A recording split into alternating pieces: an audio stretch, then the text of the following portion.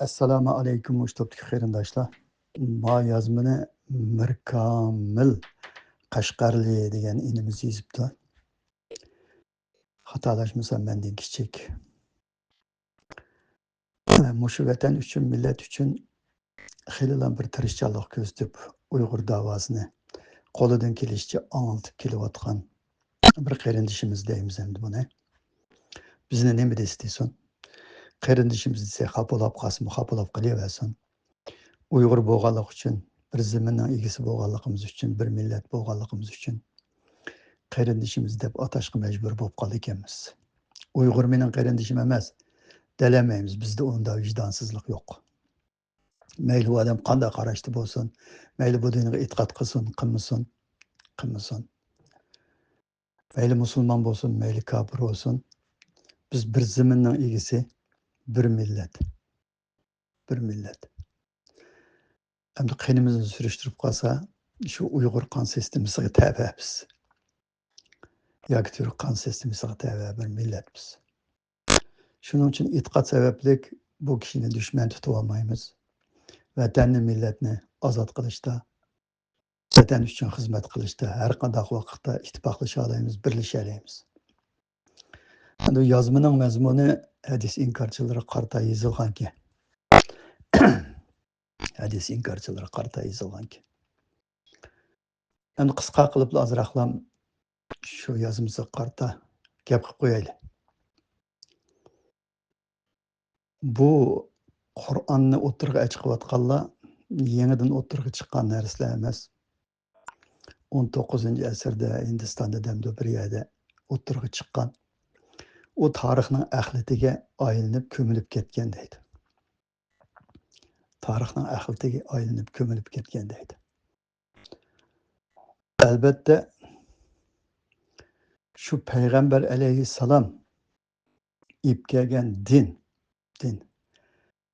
Əməvilərinin, Ümaviylərinin, Abbasiylərinin davriga kelganda Peyğəmbər əleyhissalamның ib kelgan dinini aşla tarixning axlatiga aylantirib etganmi desa, tarixga qarab baqsangiz aylantirib etgan.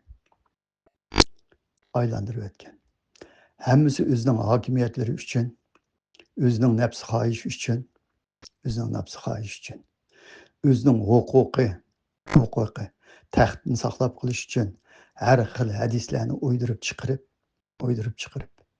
bu dinni, ya'ni payg'ambar alayhissalomning og'ziga nisbatlab qo'yib turib, bu dinni asosiyatdan o'zining nafs xohishi uchun xizmat qilgan bir narsaga aylantirib, payg'ambar alayhissalomning ib kelgan dinini ashula axlatga aylantirib etgan.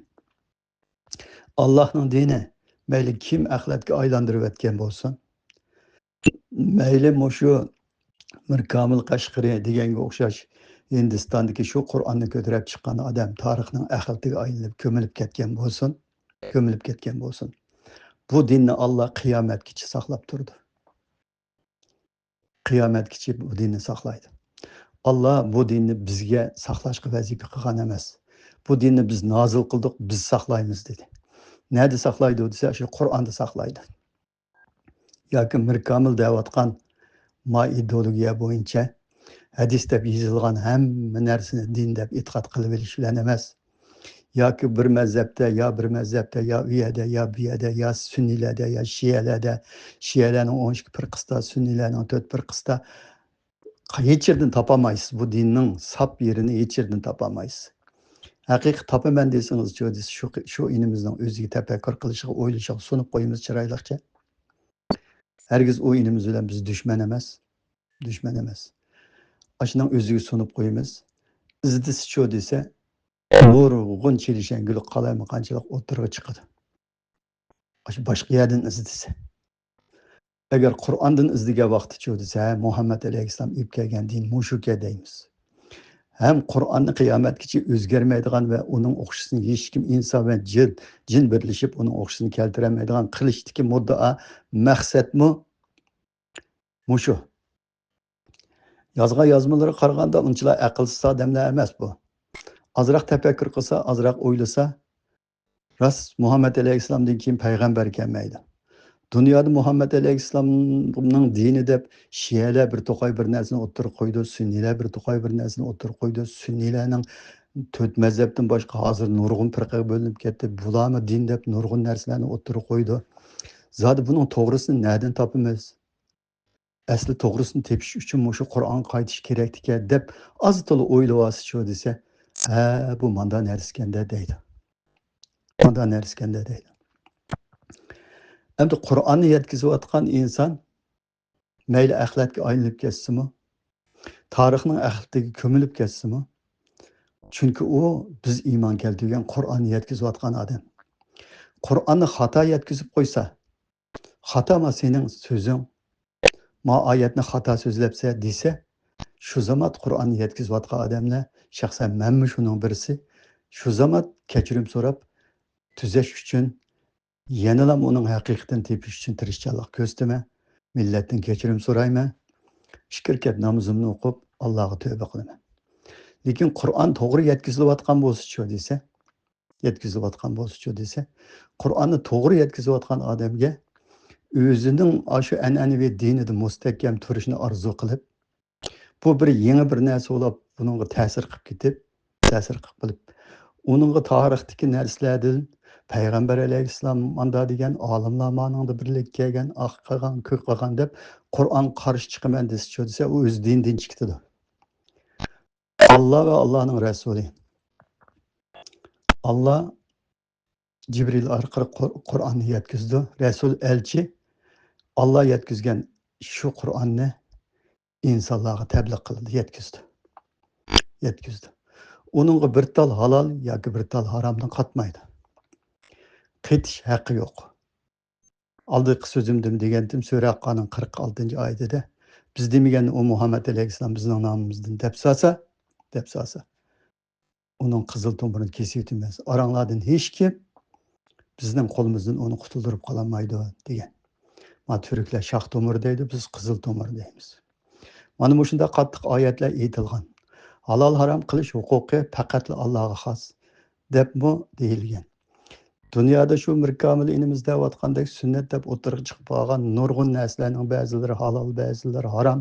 O halol haromlarning Qur'on bilan hech qanday aloqasi yo'q.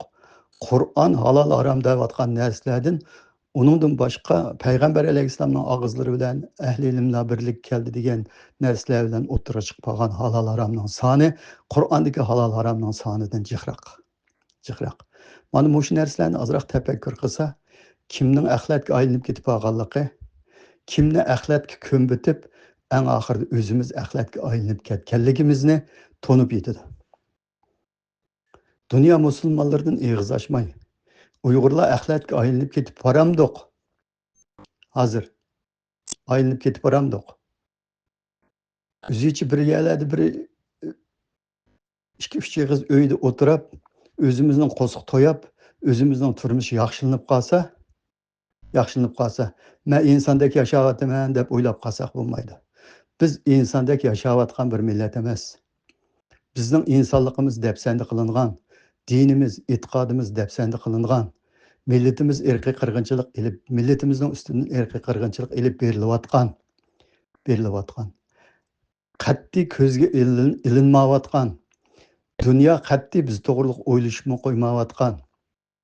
Xitoy ishni o'rinda ko'rib bizni xohlagancha o'ltirib, xohlagancha depsandi qilib, xohlagancha bosqinchilik qilib, xohlagan odamning ishga a'zosi kerak bo'lib qolsa, xohlagancha qo'lini tiqib, uning ichidan tortib, akitib, mana shundoq depsandi qilyotdi. Axlatga aylanib, aylanmabdiqmi? Aylandik. O'tganda Ruqiya Turtush xonim bir gapni qildi. Bir bola dedi. İsmini demedi. İsim bermegenim yaxshi oldu. Bir bola, ya meni mushta qiynig'ich etibetsen umamdi desa, sana 6 so'mlik 6 yuvellik o'qni ziyon qilam dedim. Seni tirik qoldirib qo'ysak, bizga foydang bor sening debdi. Chunki tirik qoldirib qo'ysa, qul qilib ishlatishga foydasi bor. 6 so'mlik o'qni sana ziyon qilmayman. 6 yuvellik o'qni ziyon qilmayman. bununla erzimeyse, tirik kaldırıp koyup, işinin orunda senden paylanıp, yaşıtıma seni diyen aşı Xitay, hem de bizni umumiyüzlük ahlakka aylandırıp tuttu mu? Aylandırmaptı mı? Aylandırıp tuttu. Biz ahlakka aylanıptık mı? Aylanmaptık mı? Aylanıqlıq. Siz özünüzün yaxşı yap, yaxşı içivatqanı, mening Yevropada yaxşı yap, yaxşı içivatqanım. Bir insandek yaşavatqanlığımızı ifade qilmaydi.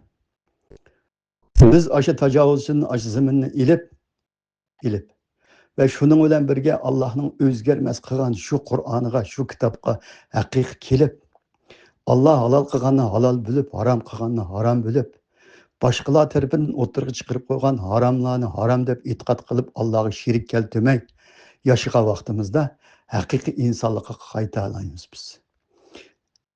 İnsanlıkqa qayta olamiz. Agar o'zingizni haqiqiy inson qilaman desangiz, axlatga aylanib ketmay desangiz, mayli siz bu ideologiya bilan kimni qandoq shaklda axlatga aylantirib etsangiz, aylantirib eting, o'zingiz axlatga aylanib bo'lgan. O'zingiz axlatga aylanib bo'lgan. Şunun içinde memmi bacımı ahlakka aylanıp bo'lgan içinde. Yalğızsız emas. Memmi ba. Bu ahlakka aylanışның aldını elish uchun nima ish qilishimiz kerak deganda, Allohning aşı o'zgarmas qilgan kitobiga o'ziga kelishimiz kerak. O'ziga kelishimiz kerak. Yangicha ideologiyani o'tirg'a chiqib, yangicha ideologiya emas. Payg'ambar alayhissalom 1400 yil avval Alloh tarafidan nozil qilgan mo'shu kitobga Peygamber Aleyhisselam çağırgan yeni bir narsa emas bu.